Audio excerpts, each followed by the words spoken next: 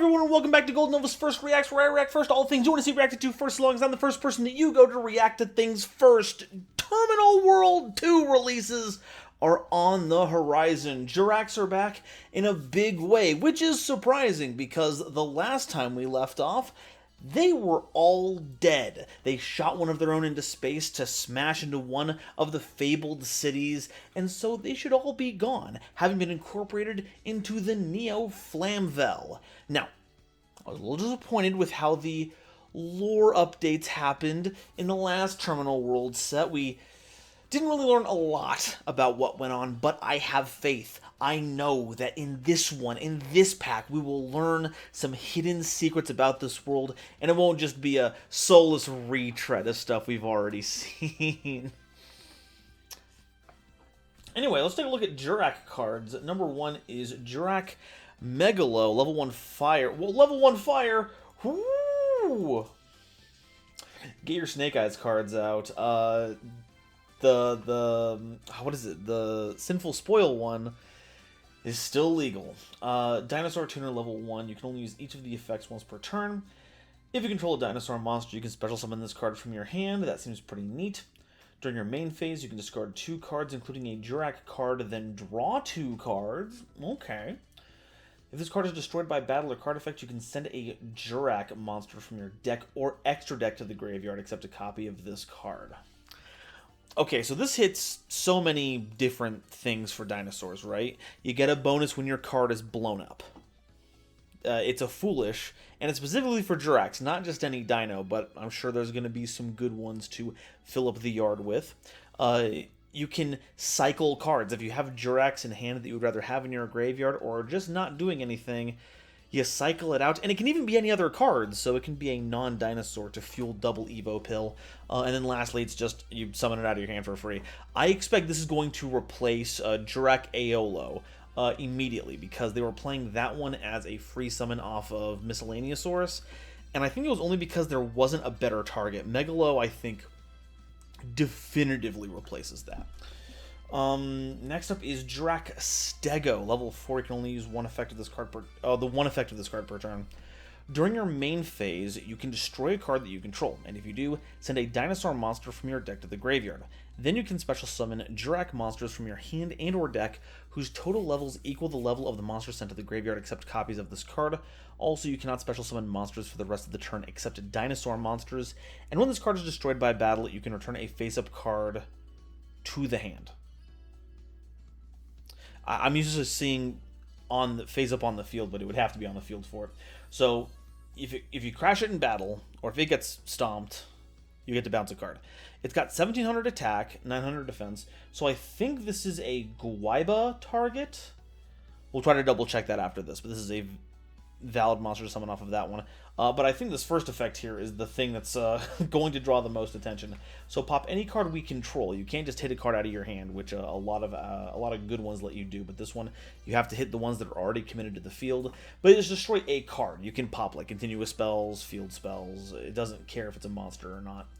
Send a dino, and then it summons Jurracs. It dino locks you. But if we send like Ultimate Conductor Tyranno, that's 10 levels worth of Jurracs you can summon out, and that's a ton of synchro summoning that you can do. Or you don't even synchro summon. The Jurracs, well, the Jurracs are dinosaur monsters. Yeah, so they make the perfect material for things like Evolzars, so yeah, that could work. These two are outrageous right out the gate, holy cow. Next up is Jurrac Astero, level 10 fire monster. Hey, well, like I was saying, level 10 Ultimate Conductor Tyranno. Now we have a synchro monster that can use the exact levels of materials that you might summon off of that. Weird! Requires 1 tuner and 1 or more non-tuner dinosaur monsters. If this card is synchro summoned, you can set a Jurrac Speller Trap card from your deck or graveyard. That's pretty neat. Wonder how many of those exist. I doubt there are many of them. Once per turn, when your opponent would special summon a monster, you can banish 2 dinosaur monsters from your graveyard to negate the summon, and if you do, destroy those monsters. During your opponent's turn, as a quick effect, you can banish 2 Jurrac monsters from your grave, including this card. to special summon a Jurrac Meteor from your extra deck, and it is treated as a synchro summon. Oh, that's good.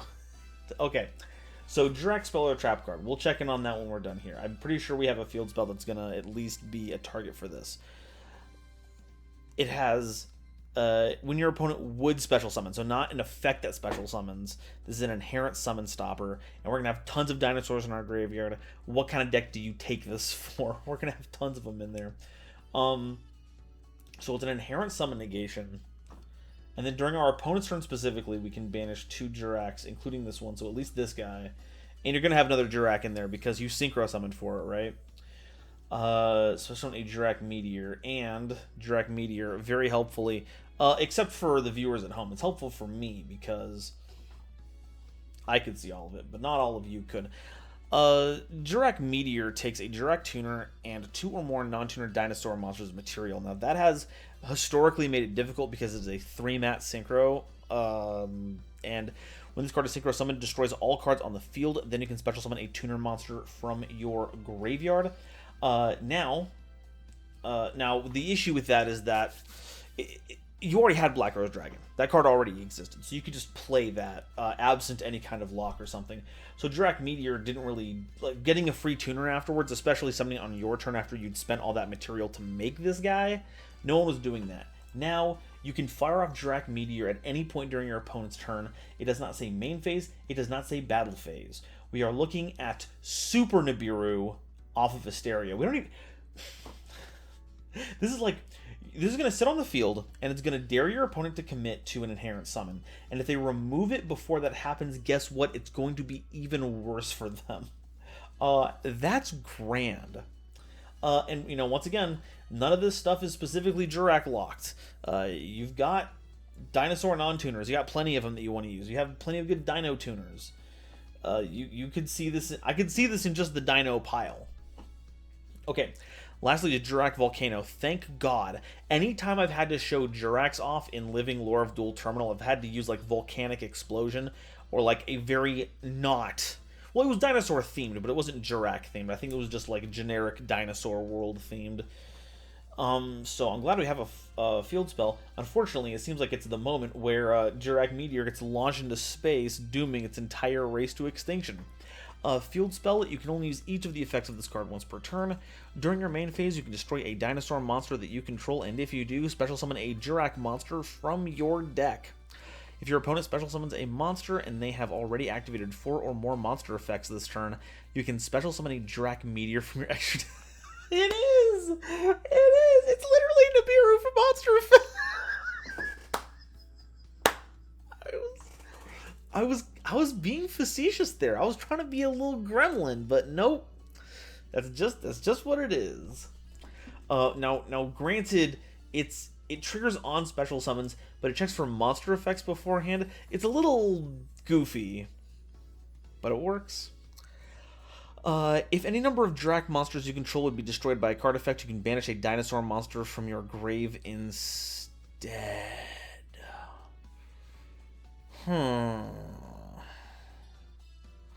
Oh, I forget these rulings all the time. So, Jurrac Meteor destroys all cards on the field.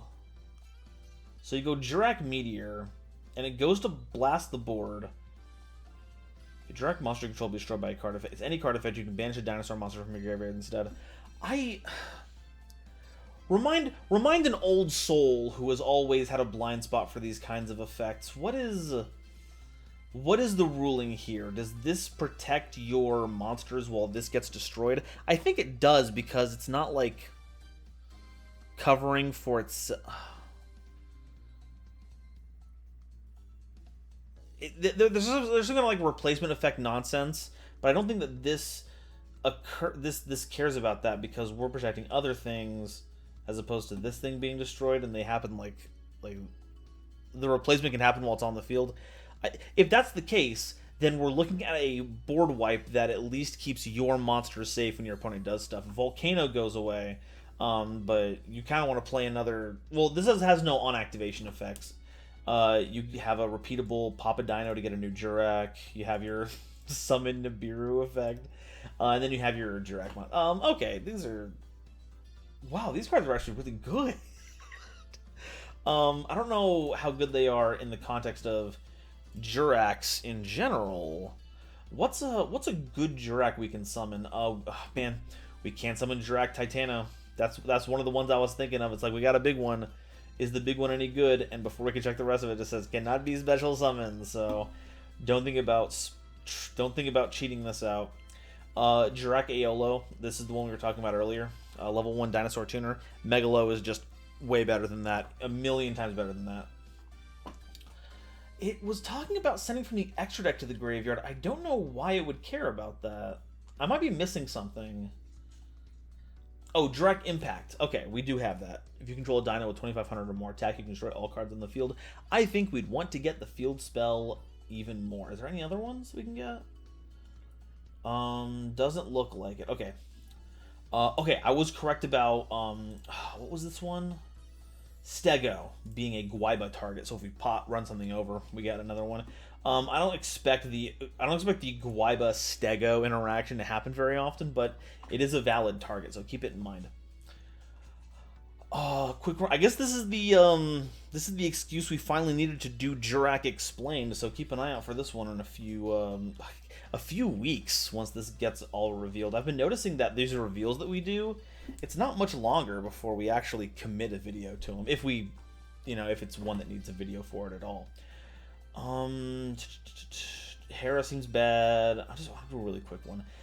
Dino. Oh man, it looks like Megalo's fixing a lot of really terrible Jurrac effects.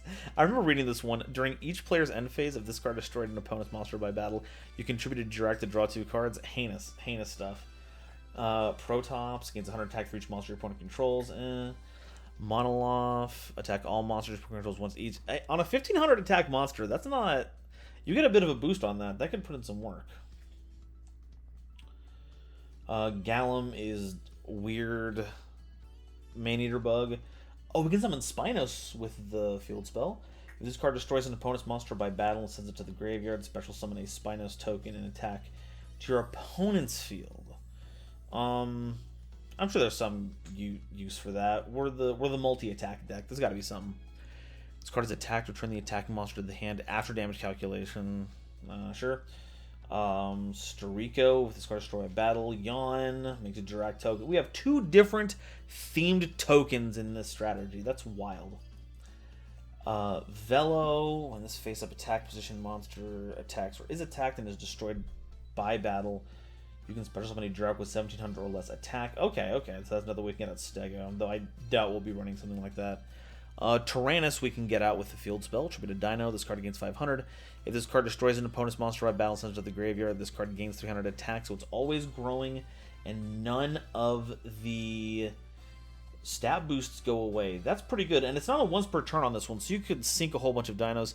It's not like a quick effect, though, where you can, like, go to battle phase, attack with all your other dinos, and then tribute all these for more attack points, but once again, probably not worth running. There's just a lot of old dual terminal design we have to ignore here.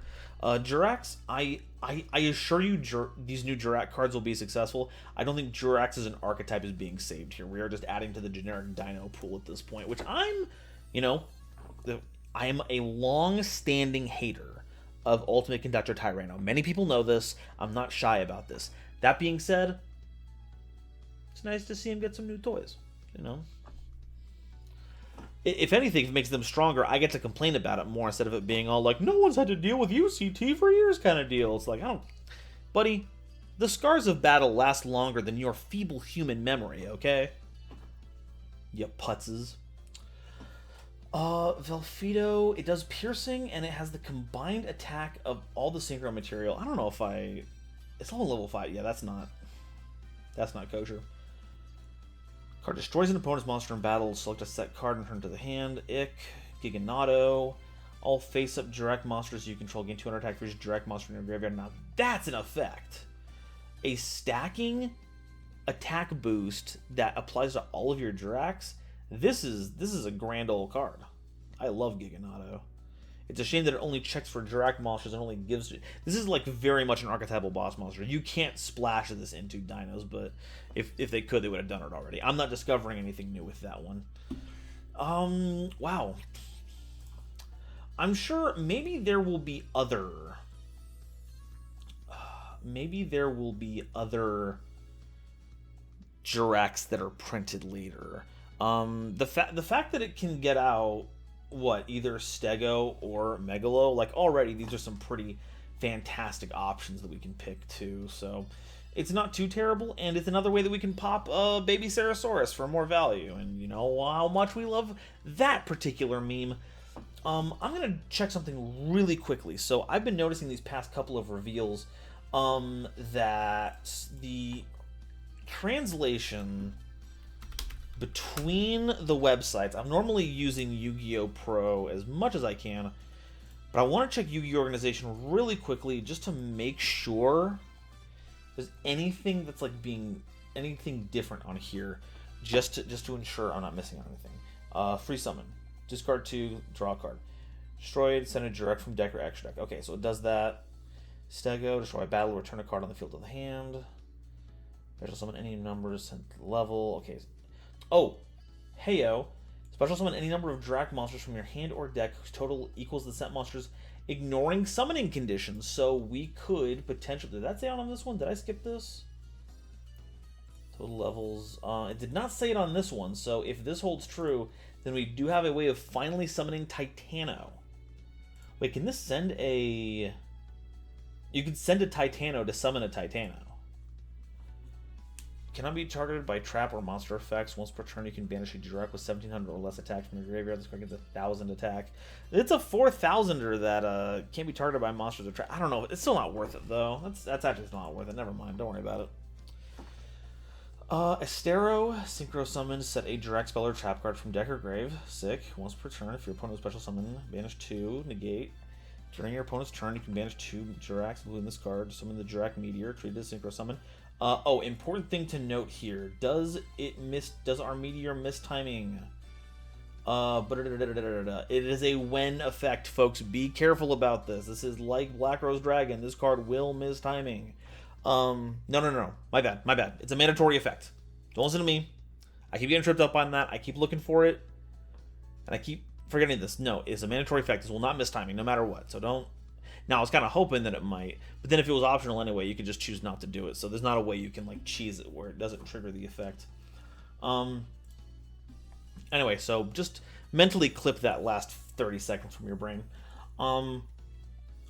So that's good. And then Volcano. During your main phase, destroy a dino you control, special summon direct from deck. Okay. If your opponent special summons a monster during the turn they activated, the same direct meteor effect.